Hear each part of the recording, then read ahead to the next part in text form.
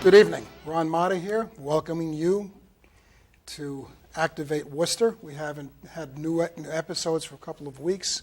We were on hiatus. We're back with a bang. We're going to be working with our guest tonight with not one but two shows. And if you can do it, catch them both because they're both dynamite information you should know. The subject is Islam. The timing on this is bizarre because this is the day that this is being filmed on August 20th. This is the day that James Foley is page one everywhere. That's the young man, the journalist, who was beheaded by our friends at ISIS. And we're going to be talking about this. It's not an isolated situation. It's not something that hasn't happened before. We will get into it. But just as kind of a primer, as they used to call these things, we're going to be discussing Muslim scholars, quote unquote, who called for a global uprising against the Jews. Secondly, we're going to be discussing the connection between progressives, and Islam. And to put it sort of in perspective, it would be a good idea to take 30 seconds and review various Muslim achievements. Let's do it internationally first. You had things like the Madrid train wreck, the Bali nightclub, the London subway massacre, Pan Am 93, remember it? The Israeli Olympics, for those of you who remember that far back, the Achille Lauro hijacking, the Air France Entebbe mess, and four embassy bombings. Those are all over there. They don't relate to us, right? Well, check it out. Domestically, we had the shoe bomber, Richard Reed, as I remember. Nice name. I like it. The Beltway snipers, Fort Hood shooter, the underwear bomber, the USS Cole, Beirut Marine Barracks, World Trade Center 1, which goes back a bit, and then that was succeeded, of course, by Trade Center 2, also known as 9/11. And more recently, right in our own backyard for all intents and purposes, was the Boston Marathon. So not only is it international, but it's also here in our country. And the more we put our heads where the sun doesn't shine, the more things like this will happen. I have an individual with me who graced our stage about 6 months ago. His name is Ray Hanna. And Ray is with Act for America. He's a Boston chapter leader. And recently he is now a board member of the Christians and Jews United for Israel. Again, Christians and Jews United for Israel. Act for America, which is his organization. This is about where I'm going to stop talking, believe it or not. Just to briefly touch base with this. Act for America is an issues advocacy organization dedicated to effectively organizing and mobilizing the most powerful grassroots citizen action network in America. A grassroots network committed to be informed and coordinated civic action that will lead to public policies that promote America's national security and the defense of American democratic values against the assault of, it says, radical Islam. I'd like to abridge that. Get the word radical out there, okay? Radical almost indicates it's just a couple guys here and there. It's a lot more than a couple guys. So anyway, that's my editorializing. And with that, I want to welcome Ray. Thanks for having me, Ron. Take it. Just a quick clarification. Act for America was founded by Brigitte Gabriel, so it's not my organization. I'm just one of the chapter leaders, so I just wanted to make sure that people understand who the founder and president of Act for America is. Can you tell people a little bit about Brigitte? Well, Brigitte is a Lebanese-born advocate for human rights, women's rights, and more than anything else, freedom of speech, thought, and assembly. Brigitte lived in a bomb shelter for 7 years while the Lebanese Civil War was happening. And she found refuge in Israel, of all places, where she took her mother to be treated for injuries and illnesses. She later then became a journalist for, I believe it's the 700 Club under Sure. Pat Robertson. Sure. And then she came to the United States, where she was doing some work, and then 9/11 happened, and she needed to act. She knew what went on in Lebanon is going to happen here in the United States, and so that's how Act for America was born. That was the catalyst then. Yeah. 9/11. Okay. So today, Ron, what we'd like to talk about is what is happening in the Middle East, including obviously what's happening in Iraq and Syria under the Islamic State. Now, maybe about 2 years ago, when John Brennan became FBI director, he stated that for anybody to think that a caliphate would be started or energized or become into existence is an absolute farce, and they had no idea what they're talking about. 2014, we have ISIL, which is Islamic State of Syria and Levant, became ISIS, which is now just IS, which is the Islamic State. They started in Syria, broke away from Al-Qaeda because Al-Qaeda couldn't deal with them. That's how savage they were. And then they moved into Iraq, specifically northern and western, northern, and they're only 60 miles outside of the capital now, the capital of Baghdad. So 2 years' time, we have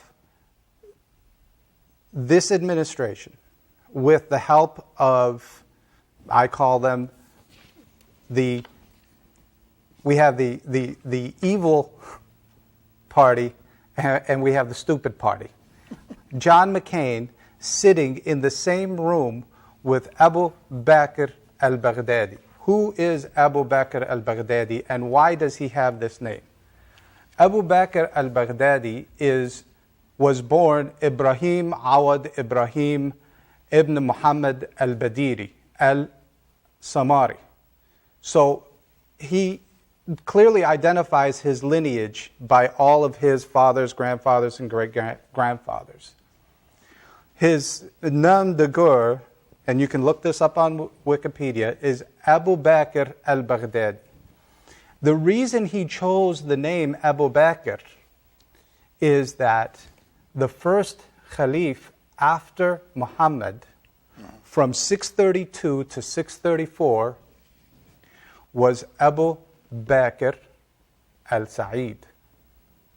And what the first Abu Bakr did back in 632 to 634 was completely annihilate anybody that was hypocritical or apostatic to Islam.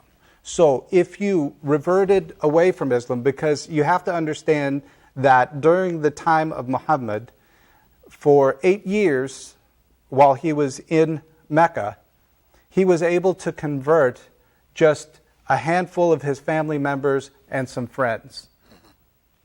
When he went to Medina and became political and became military and became governmental, he then was able to subdue and subjugate and by force turn people to Islam.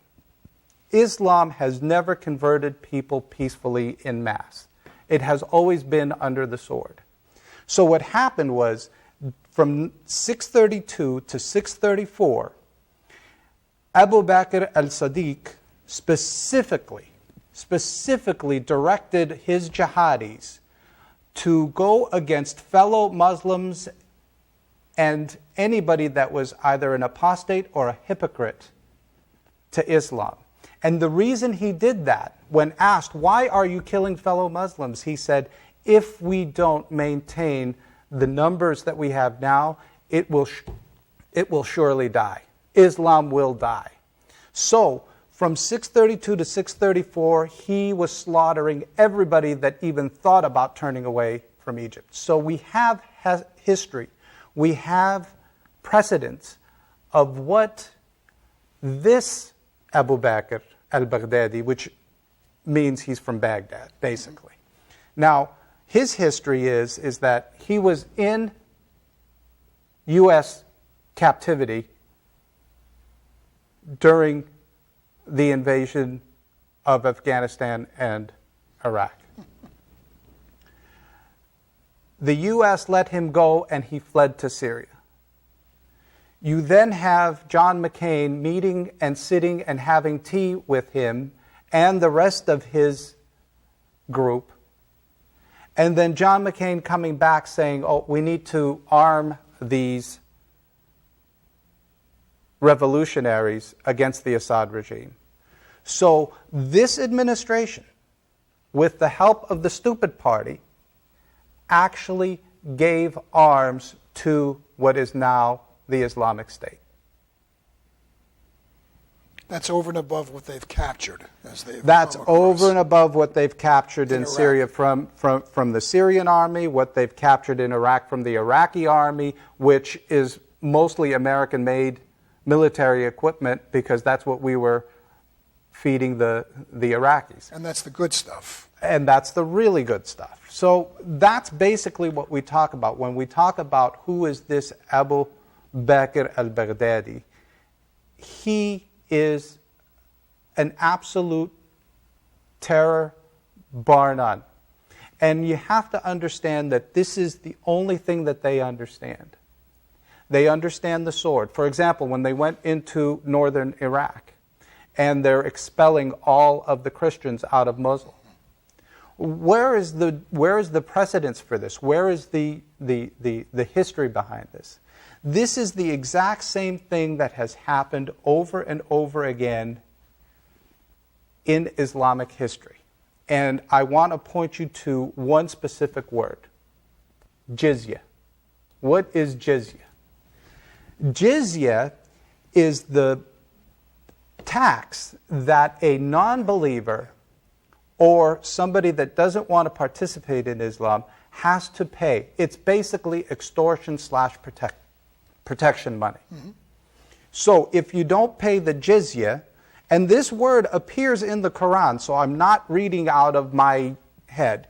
You go to chapter 9, verse 29, and it says, fight those among the people of the book, the Christians and the Jews, mm-hmm. who do not believe in Allah nor the last day, nor forbid what Allah and His Messenger have forbidden. You cannot embrace those people that do not embrace our religion of truth. They must pay the jizya with willing submission and feel themselves subjugated. So that means you have to go to your Muslim ruler, you pay your tax, and you have to bow your head down. You have to feel subjugated, and you have to feel that you're a second-class citizen. So when the Christians of Mosul had to flee, they got a call. And who did they get the call from? They got a call from their Muslim neighbors. Hey, you better leave. IS is coming. But wait a minute, we have homes, we have work, we have business, we have whatever. Doesn't make any difference. And it's clearly quoted that the Islamists issued an ultimatum to the northern Iraqis, who are the indigenous Christians of that area. And they basically said to the Christians, to those of you who want to remain, In the Caliphate, the Islamic State has declared this month in parts of Iraq and Syria, they must agree to abide by the terms of the dhimmi, which is second-class citizenry. We offer them three choices: convert to Islam, pay the jizya, or there will be nothing between us and them except the sword. And so when you have Christian women, Christian children being beheaded, Christian men being crucified, crucifixion is now popular in Iraq, in Libya, in some of the other places like Afghanistan and Pakistan. Crucifixion is occurring today in our world, Ron. So there is precedence, and these, when you say radical Muslims, I'll give you an example. The estimate of Muslims worldwide is about 1.2 billion Muslims in the world. In a recent Pew research that was taken in the Middle Eastern regions, 32% believed that using jihad as a way to forward Islam or to protect Islam is okay. 32%. 32%.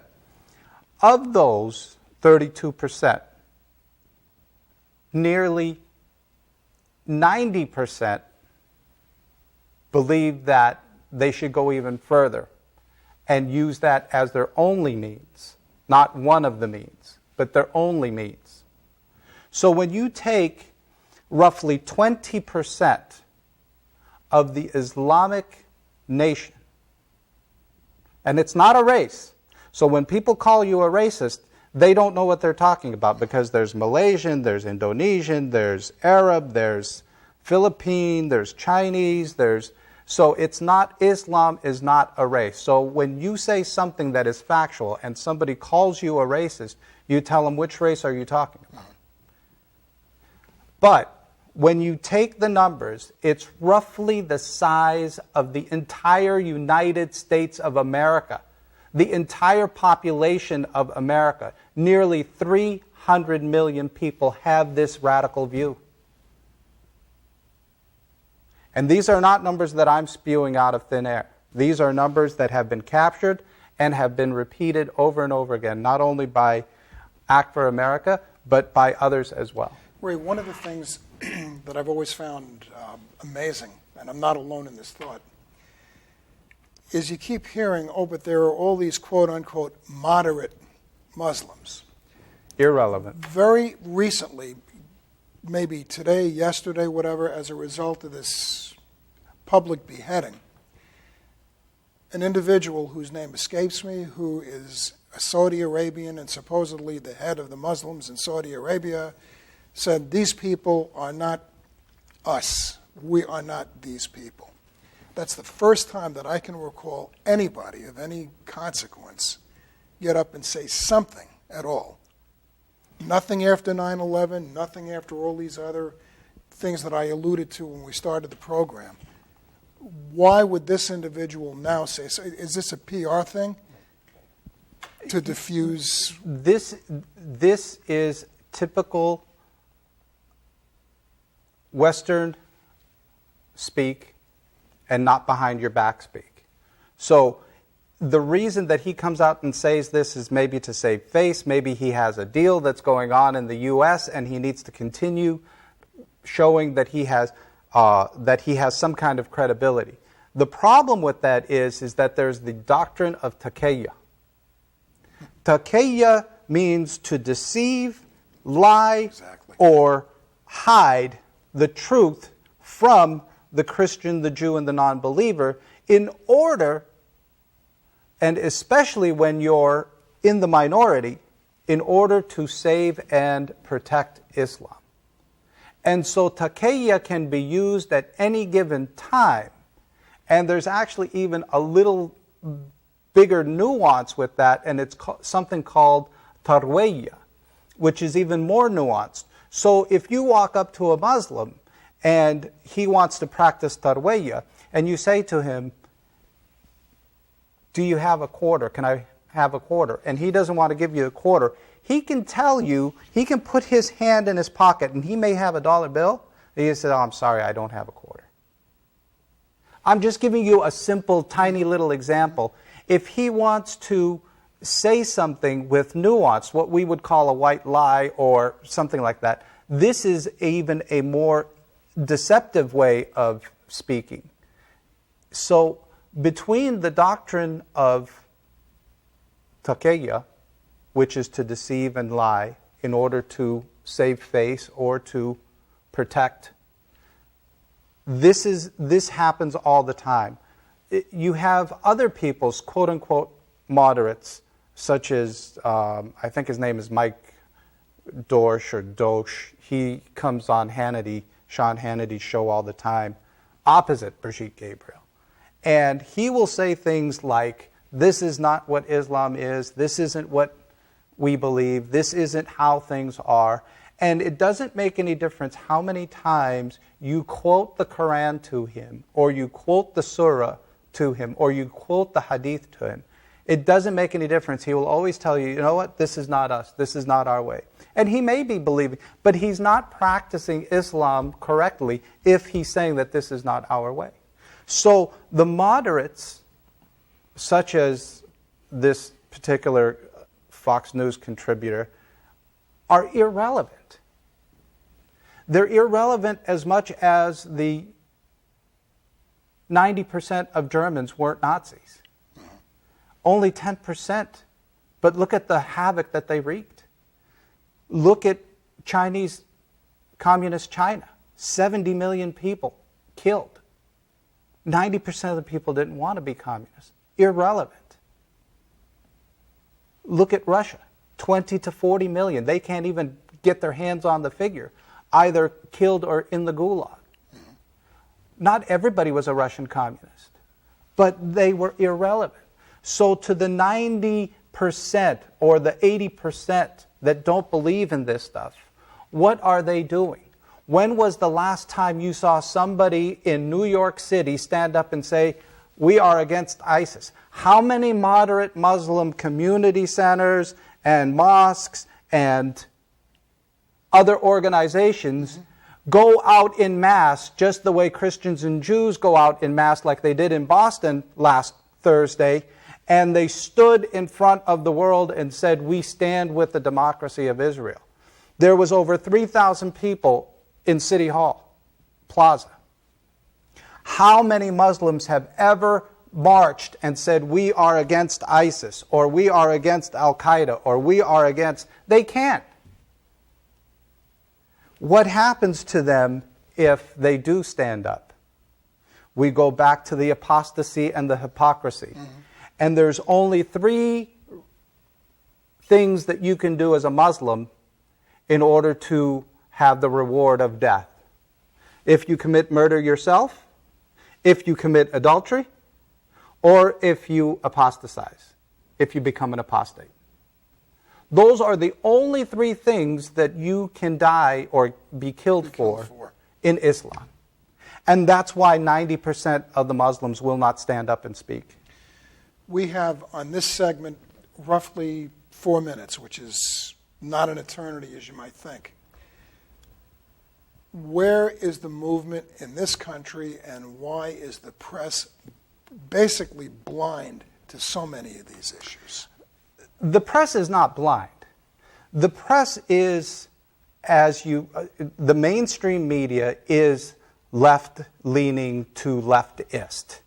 And they will hide the stories that they don't want to come out. So when CNN inadvertently is showing a picture and they're interviewing a person last night, this is last night, and you can read it on the Daily Mail, or you can go to Jihad Watch and read it there. Yeah. They have a poster that says ISIS is here in the United States. 3 days ago, there was a capture. 3 days ago, there was a caption of the ISIS flag on the wrought iron fence of the White House, and somebody snapped a picture, and our administration says, yes, we're aware that somebody did that. Freedom of speech. Freedom of speech. They use our laws and our rules to make us subjugated, and they will use our freedoms against us, and they will use our thought process against us. They will divide this house from within, and they have the perfect person in the White House who is of a Muslim father and a Muslim stepfather. And if your father, by definition, by Islamic definition, if your father is a Muslim, you are a Muslim. So whatever people want to say, they can call me a kook, they can call me whatever they want. All I do is I read, I find out what the truth is, and this is what I say. And thank God I still have the ability and the freedom to do so. And thank you for your show. Amen. What can people do at this point? Well, the two organizations that I work for, actforamerica.org and Christians and Jews United for Israel, these are grassroots organizations that can absolutely awaken the person that either is uneducated or wants to be educated in these issues. We also need to understand that to learn or to be educated is not enough. We have to do something. And putting out awareness and doing things like that. So Act for America has several congressional initiatives that do help, and petitions that we sign and forward to, and we have the backup of many of the conservative Republican senators and congressmen. So there is a voice, and this September the 11th, which will be the 12th anniversary, we are having our annual conference in Washington. Says it all. I prefaced this show by saying this was important, and I think you see where I'm coming from with this. We're doing a second segment that'll be shown next week with Mr. Hanna as well, and the subject will be Islam and women. If you're a woman, if you know a woman, if you have a mother, a sister, a girlfriend, a daughter, watch the show. Watch the show. And in the meanwhile, I thank you very much for watching. And Ray, once again, thank you for illuminating us on not a real happy subject, but something that we have to know about. We all have Plain to and know simple. more. Thank Raymond, you. thank you so much.